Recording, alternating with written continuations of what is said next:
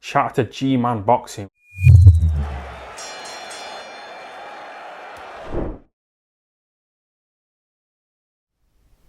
Alright, people.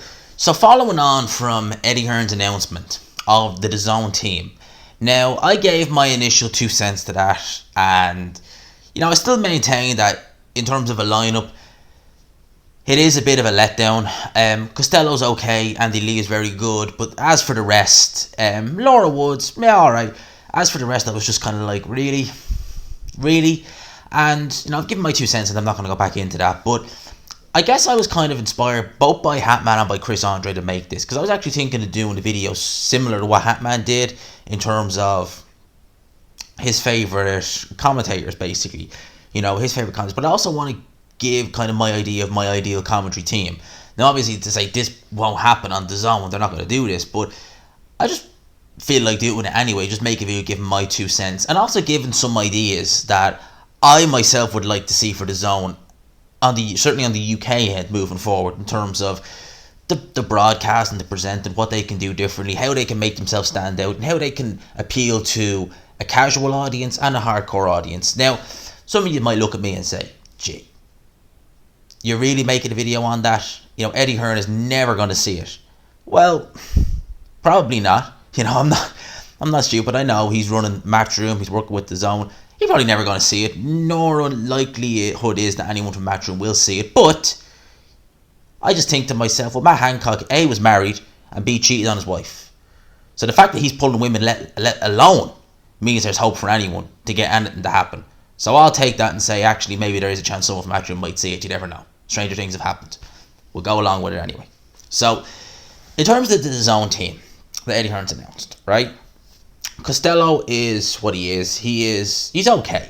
I know how I was saying he's dull. In terms of just Steve Holdsworth, and big up to Joe, he knows because I could not think of his last name. Steve Holdsworth I always found very funny. He was a fighter himself, and he really just kind of would have banter. I remember he was on Queensberry League, he commentated. They actually, funny enough, when when fucking Vladimir Klitschko was meant to fight Alex Leopai, now he was always commentating on those shows. They actually didn't want to have him on that card because they obviously knew he'd take the you-know-what. He was very good, and I would have liked to have seen him personally, because I just think he's very funny. He's just, he's just jolly. That's the best way to describe him. Now, Costello, as I said, he is quite good. I don't mind him. He can be a little bit dull, but I think Costello is alright. Personally, I don't really have that much of an issue. In terms of the UK, the best, in my opinion, in the UK, from just my perspective, would have been Ian Dark. Now, I know he mainly covers football now, but him and Glenn McCrory as a team, they were just amazing. I think that Nick Holland isn't bad. Nick Holland, he has done work on Dazn. When he commentated for Sky, and when he was on with Jim Watt, who was another excellent commentator. Now Jim Watt's retired. Unfortunately, he retired a few years ago. He retired a couple of years ago now, 5 years ago or something. Them two together were actually quite good. Jim Watt was at his best with Reg Guttridge. Reg Guttridge was an excellent commentator, R.I.P. to him. I love, whenever I watch Tyson Holyfield back, right, the first fight, because I watched that fight back a few times, I just love watching it. I always get the Sky box office version. It's on YouTube, you can find it, and it's Jim Watt and Reg Guttridge doing the commentary, and I much prefer it. I think that fight was originally on Showtime, and I much prefer that, because it's just, when you just take two people who they're perfect. They got good chemistry. You have Jim Watt. Jim Watt I loved on commentary. A lot of people who said he was a Marmite character either loved Jim Watt or you hated him. I always liked Jim Watt on commentary. He was kind of one of the first commentators I ever really heard. When I started watching boxing, he was doing fight nights and stuff. I was even watching Ricky Hatton. At the time, he was commentating on those fights, and I liked Jim Watt. I just thought he was just he's good at talking about a fight, he's good at breaking a fight down, and he wasn't. Some people actually said that the problem with Jim Watt was that he was too harsh on UK fighters. I remember again when David Haye fought Valuev, there was a lot of people really unhappy with him because of how he was scoring the fight. And what Jim Watt said is that he knew Valuev had got some very controversial decisions over there in Germany, and that he felt that if David Haye boxed negatively, he wouldn't get the decision. So he was scoring that fight as he would interpret it through the eyes of a judge in Germany. So that's how he tried to do it. He didn't want to kind of almost give the UK fans false hope by saying, well, David Haye won that round, but will he get it? I can see what he was doing with that. I liked his sayings, you know, the punches and bunchies, you know, his legs are gone, he needs to hold, stuff like that. Jim Watt for me he was tops. I like Jim Watt a lot. Like that he's not commentating anymore. I would love it if he did come back, because Jim Watt to me was always, I loved listening to Jim Watt. I thought he was very good. In terms of presenters, I know he's with BT Sport, and I don't know how easy it would have been, but Paul Dempsey would have been a good presenter. You know, I don't have an issue with female presenters personally. You know, Anna Woolhouse on Sky. Sheesh. I don't think that Maya James will do as poor a job as Anna Woolhouse, no offence, but Anna Woolhouse is, as a presenter on Sky, is just not my cup of tea. I'll leave it at that. So, you know, they're kind of my toss of presenters. Paul Dempsey, for me, one of the best presenters that Sky had, and even now BT Sport, he's still very good. I believe he really started coming back into the forum. He actually kind of was highlighted when David Haye banned him. Do you remember that, when he asked David Haye hard questions when David Haye fought Arnold the Cobra? And he ended up, because Paul Dempsey was doing presenter for that fight, and he ended up banning Paul Dempsey from future fights, which I thought was funny. He really didn't like the fact that Paul Dempsey was giving him, you know, hard questions. They're kind of like some of the guys I like in the UK in terms of a commentary kind of thing. So, like, if you want to go with Mike Costello, yeah, that's fine. If you're talking about like co-commentators, Andy Lee is very good. Andy Lee is someone who, I've said it once, I'll say it again, very good boxing brain, very good communicator. I don't always agree with Andy Lee with some of his assessments on fights. For example, he covered the Usyk Chisora card on Dazn. So if you'd watched that fight like I did on Dazn, you would have got Andy Lee, and I think, was it Nick? No, I forget who actually was commentating with him, but it was definitely Andy Lee who was commentating, co-commentator. And I remember when Lee Selby fought George Kambosos. Now, we all thought, I personally thought Kambosos won it by a couple of rounds fairly comfortably. Majority of people did as well. Andy Lee couldn't get over the fact that Kambosos won. I think he had Lee Selby winning by a comfortable margin. So, that was Andy Lee. I suspect that maybe Lee Selby's style, you know, the fact that Lee Selby's an out-and-out boxer, you know, he jabs, he moves. Maybe Andy Lee prefers that as opposed to what Kambosos was doing.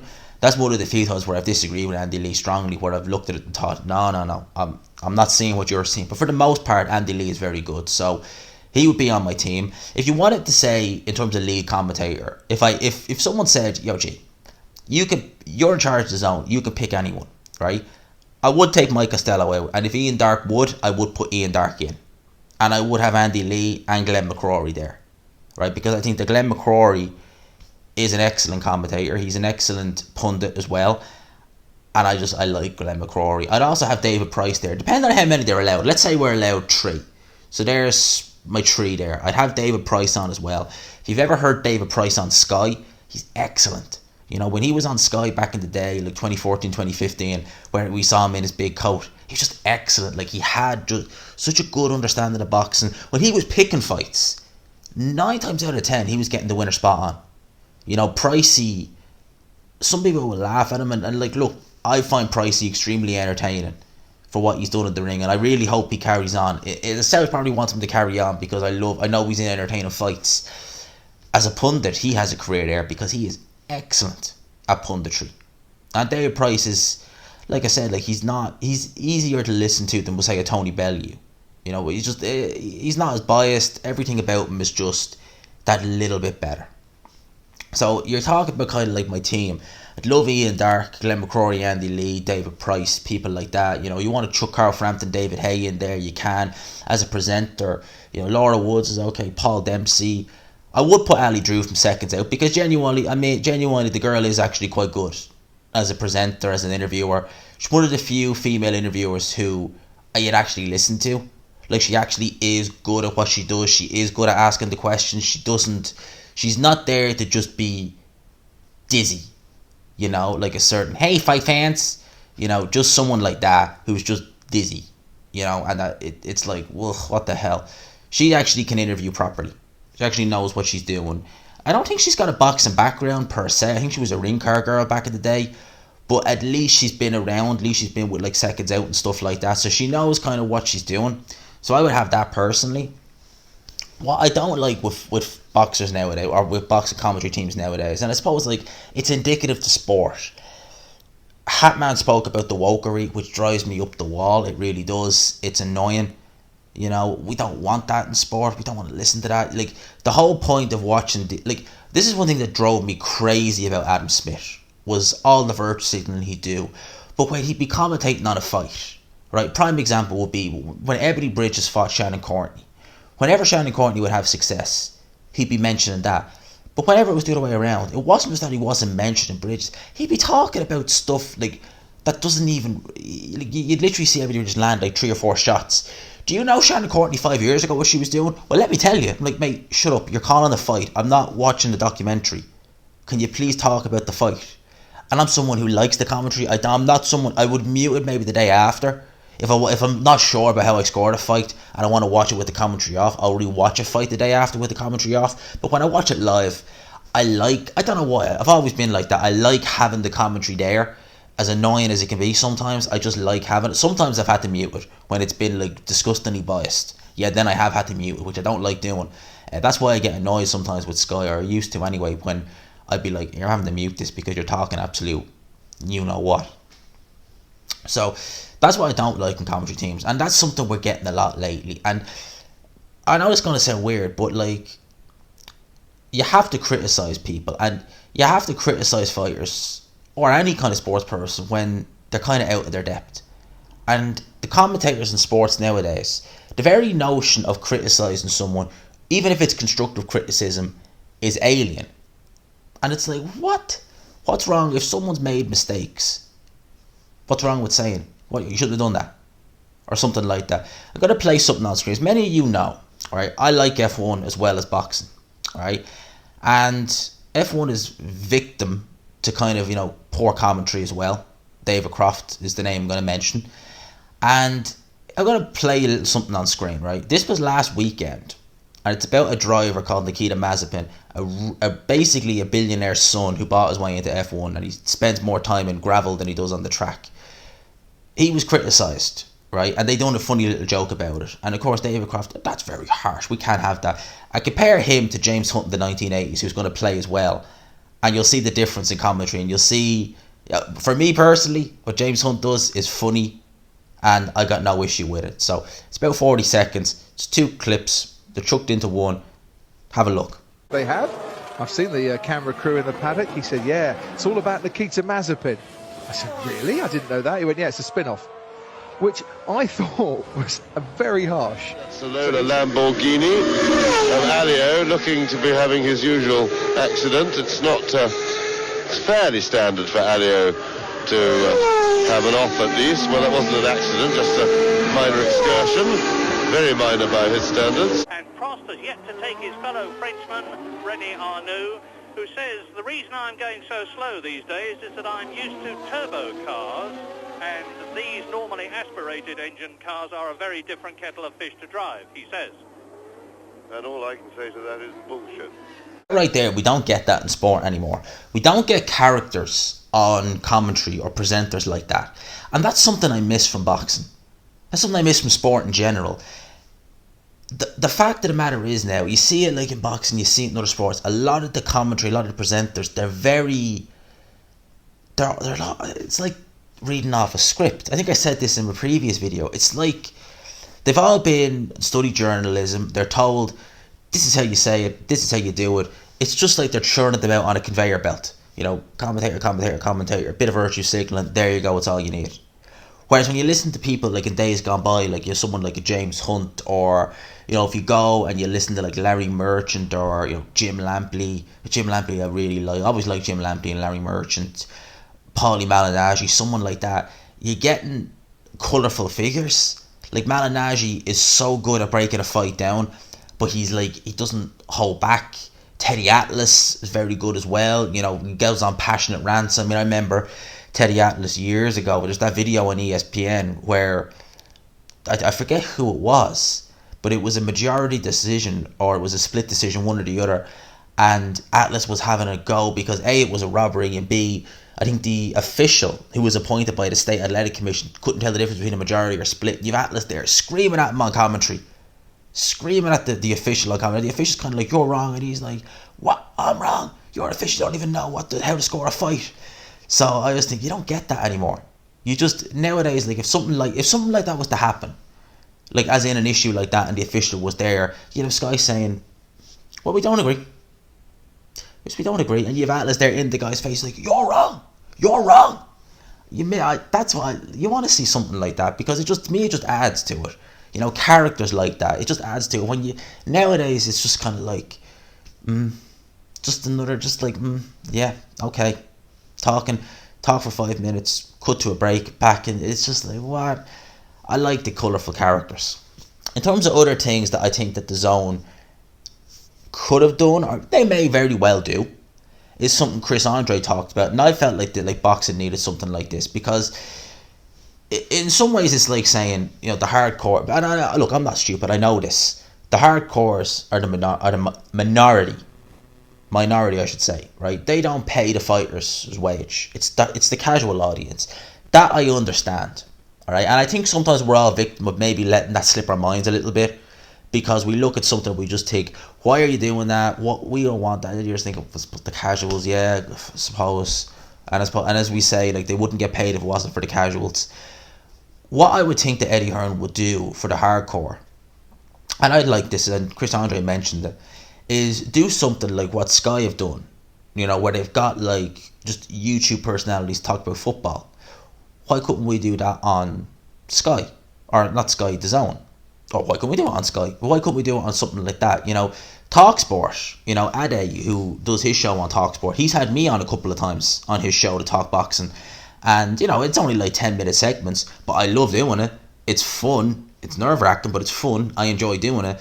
And that, like, little things that TalkSport do, like, it's like, okay, we've interviewed these boxers, let's bring a YouTuber in and have his 2 cents. And it's crazy because it's giving you, like, you're talking, and it's kind of hard to fathom that you're on live national radio and you're talking. It's quite hard to kind of get that into your head. And then when it does hit your head, you're kind of like, ooh, now it kind of get a few butterflies.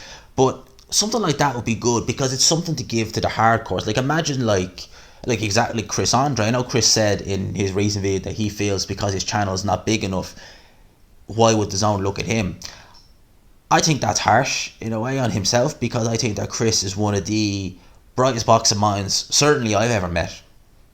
The way he breaks fights down is just incredible. Like, there's things that you don't even think about that's going on in his mind that it's just like, wow, how do you even, like, I would never even thought to look at like certain things he talks about, and it's just like, geez, and it makes you think. You're just like, wow, that's serious breaking down. The way he communicates himself, like, Chris is more a natural communicator than we'll say like an Adam Smith or Johnny Nelson or someone like that. He's just so well spoken. I actually go back to his, if anyone has never seen him and Steve Goodwin having their little discussion, I'd recommend you go watch it, because Chris absolutely schooled Steve, you know, on facts. We're not going to talk about what the facts were, but it was absolutely brilliant to watch. And I remember something stuck with me about that was when Chris gave his 2 cents on everything, and, you know, explained everything, explained his piece. The co-host, whose name escapes me, you could tell he didn't agree with what Chris was saying, but he even acknowledged the way you speak, the passion you have, the knowledge you have, and just the way you communicate it. Well, and like, bear in mind, he probably disagreed, you know, because obviously he has his own belief. He disagreed with what Chris was saying, but he respected and he understood that this guy can communicate. And I think that would be such a quality to have on a team. Or if you were to do something like get YouTubers to come on and just, even if it's not for every fight, even if it's just like for one fight on the card, maybe small down the card, like, or something like that, like a British title fight or something like that, just to have a YouTuber on, just be like, what's your 2 cents on it? You know, because at least that way it's given to, because a lot of us, like, believe you me, right, there are fighters who've reached out to me in the past and called me out for being full of shit because of not, you know, being complimentary of them. And as I say, mate, not that I'm not being complimentary of you, I'm not, but you should be thanking me, because no one knows who the hell you are, and I'm actually giving you a bit of attention, you know. So it could be giving something back to the people who, you know, talk about these fighters and talk about this, and even to like people who watch my videos or people who watch Chris's videos, there might be things about fighters or about like Arthur Craven, for example. Like I knew he fought Judge, I didn't know his backstory. They're giving back to people who are, you know, maybe don't know, and you're listening to one of his videos and you're getting a bit of a history lesson as well. So it'd be something like that, and again, it'd be something for the hardcore audience. You could go onto the Zone and see a YouTuber. You could see like someone like me or Ade or Chris or someone like that. I just know Hatman wouldn't do it, but you could see someone like that on. And to me, that would be a good idea because it would give something back to them. These are all little ideas I have. I hope I haven't been going off on a tangent in this video. I'm going to cut it here. But I think that if Eddie Hearn and anyone from Metro was ever to watch it, that would be the ideas I'd have. You have your team now. The little dream team that I talked about earlier, that's just my own little kind of thing. You know, David Price would be a name I would get. Glenn McCrory would be a name I'd get if they're available. Paul Dempsey, etc. Ali Drew, etc. Whether Eddie Hearn does or not, I don't know. We'll wait and see. But definitely the idea that I gave, which is, doesn't even have to be me. It could be anybody. If it was any other YouTuber, I'd be delighted for them. If it was Chris, I'd be delighted. If it was Dell, whether he do it or not, I don't know. Mark, I'd be delighted for all of them. Do something like that. Like, do what Sky did with the football and just be like, right, let a YouTuber go on and let him talk about that fight. Let's see what he can do in front of the camera. Say, will he do it? I don't know. You never know. Stranger things have happened. I talked about Matt Hancock earlier. The fact that he's actually pulled 2 women his whole life is a miracle. How in God's name did he do that? Amazing. Stunning stuff. So stranger things have happened. Let me know in the comment section below what you think. If you could while you're here, smash the like button. I hope you enjoyed the video. #GMazRocks, all that good stuff. For now, it's nice. I'll talk to you. Peace.